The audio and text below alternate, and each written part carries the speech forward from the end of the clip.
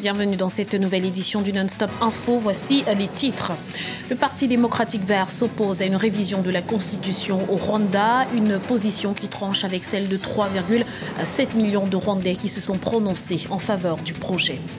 Boko Haram refait surface dans l'extrême nord du Cameroun. En moins de 48 heures, la région a été le théâtre de 2 attaques attribuées au groupe islamiste. Et puis l'étau se resserre autour de Isaac Zida, contesté par ses anciens compagnons d'armes. Le Premier ministre burkinabé est aussi poussé vers la sortie par le parti de l'ancien président Blaise Compaoré.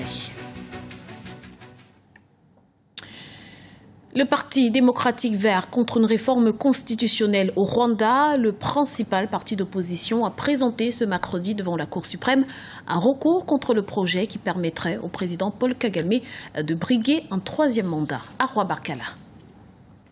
Le Parti démocratique vert contre un 3e mandat du président Paul Kagame.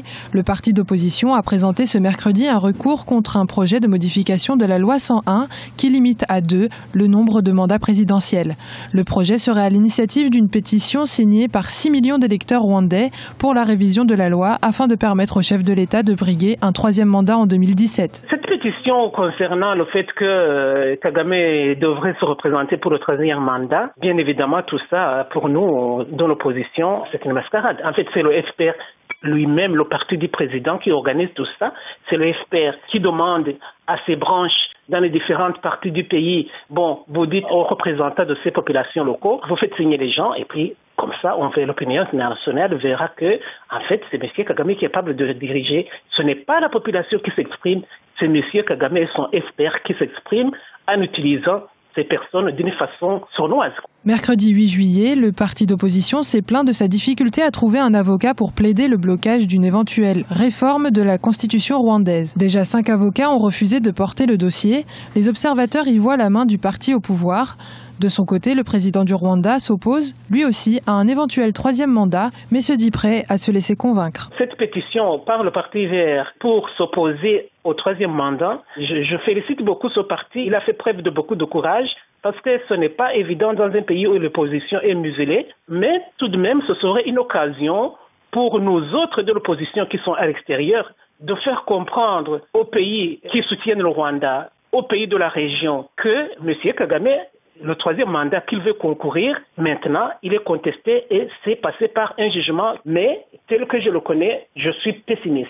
Le parti d'opposition s'est déjà prononcé pour une réduction du mandat présidentiel à un quinquennat, en lieu et place d'un septennat actuel. L'avocat représentant le parti étant absent à l'audience du 8 juillet 2015, la séance a été ajournée au 29 juillet 2015. Suite à sa visite de travail en France le 7 juillet 2015, où il a été reçu par son homologue français, le président congolais Denis Sassou Nguesso a tenu ce jeudi à Brazzaville une conférence de presse, une conférence à laquelle a assisté notre envoyé spécial Marie-Angèle Touré. On fait le point tout de suite. Je me trouve à Brazzaville au Congo où le président de la République, Denis Sassou Nguesso, vient d'arriver de sa visite en France qu'il a effectuée avec un certain nombre de membres du gouvernement. De retour, il est revenu sur les discussions qu'il a pu avoir avec le président François Hollande, ainsi que les attentes de la France vis-à-vis du Congo et vice-versa, les relations bilatérales. Il a été question également, lors de l'entretien qu'il a accordé ce jeudi à la presse, des infrastructures sur le continent africain et plus particulièrement au Congo, car on le voit ici à Brazzaville, la capitale, les infrastructures se développe de plus en plus. Il a également été question lors de son entretien avec la presse nationale et internationale des Jeux africains, car vous le savez, ils vont se dérouler d'ici 2 mois, dans moins de 2 mois. Brazzaville se prépare et le président attend donc que les Congolais contribuent à ce que cet événement se passe le mieux possible et satisfasse l'Afrique tout entière. Et enfin, une information de dernière minute qui risque probablement d'être confirmée. Le dialogue national prévu du 11 au 15 juillet sera probablement reporté et aura lieu donc du 13 au 17 juillet ici à Brazzaville au Congo. Voici le premier point que je pouvais faire d'ici Brazzaville à vous Paris. Dans l'actualité également, les proches d'Alaji Cissé sont sans nouvelles depuis le 2 juillet 2015. Le journaliste a été enlevé devant les locaux de la radio Teranga FM qu'il dirige par des hommes soupçonnés d'appartenir au service de renseignement gambien. Notons que la radio en question est depuis longtemps dans le collimateur des autorités gambiennes. Elle a déjà été fermée de force à plusieurs reprises. Boko Haram a encore frappé au Cameroun. De nouvelles attaques ont été perpétrées dans l'extrême nord du pays par le groupe islamiste ce mardi. Mais en état d'alerte, l'armée camerounaise a réagi. Au moins 20 assaillants auraient été tués. Le point tout de suite avec Deo Gracias Podo.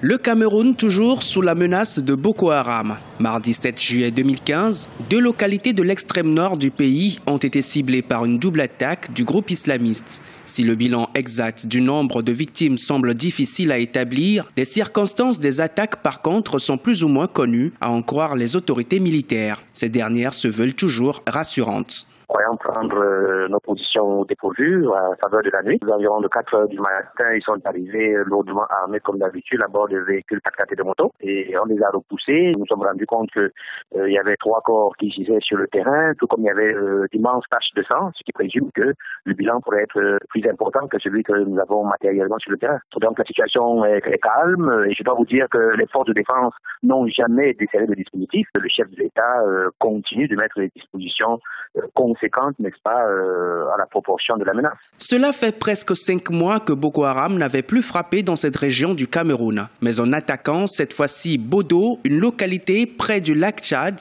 les assaillants auraient essuyé un sérieux revers avec dans leur camp une vingtaine de morts. L'armée camerounaise aurait aussi saisi des armes, des munitions et plusieurs motos. La preuve, selon certains, que la menace du groupe islamiste en perte de vitesse demeure permanente. Ce groupe entend maintenir la pression sur les États du bassin du lac Tchad. Il s'agit pour les dirigeants de Boko Haram de montrer que la cession au pouvoir du président Bouhari n'a pas fondamentalement modifié la situation. Aux autorités camerounaises que le groupe va rester une menace permanente. Le groupe avait été affaibli et qu'il y a fallu un peu de temps pour reconstituer sa capacité de nuisance et de montrer qu'il n'était pas anéanti. Avec pour bilan plusieurs milliers de victimes civiles ces 5 dernières années, les attaques de Boko Haram se sont récemment multipliées. Parmi les pays directement concernés, le Tchad, qui pour sa part a justement opté pour une nouvelle série de mesures. On peut citer notamment l'interdiction du port de voile par les femmes, le rapatriement des étrangers en situation irrégulière ou encore la fouille systématique des maisons et des véhicules jugés suspects. L'appui de la société civile suffira-t-il à assurer la légitimité d'Isaac Zida au poste de Premier ministre du Burkina Faso dans un contexte de tension avec l'ancienne garde présidentielle? Les concertations menées par le président de transition Michel Kafondo ne semblent pas pencher en sa faveur. Les détails avec Idelette Bissouf. Au Burkina Faso, l'étau se resserre autour du Premier ministre Isaac Zida après sa visite en Côte d'Ivoire. Malgré le soutien d'une partie de la société civile, ses frères d'armes du RSP, régiment de sécurité présidentielle, restent fermes par rapport à sa démission du poste du Premier ministre. Après la hiérarchie militaire qui a rejoint le RSP, c'est au tour des partisans de l'ancien président Blaise Compaoré d'exiger la démission du Premier ministre Isaac Zida et de son gouvernement. Lors du Conseil des ministres qui s'est tenu ce mercredi, plusieurs sources ont annoncé le départ précipité du Premier ministre pour des raisons non encore confirmées. Nous souhaitons que le commandement de l'armée puisse prendre toutes les dispositions afin que ces dérives que nous avons constatées, comme menace de la continuation de la transition, cessent. Car en effet, cela fait 3 fois et c'est toujours une même composante qui engendre des équations difficiles. Je suis sûre qu'en toute responsabilité, ils vont s'assumer et travailler surtout à être la solution et non le problème.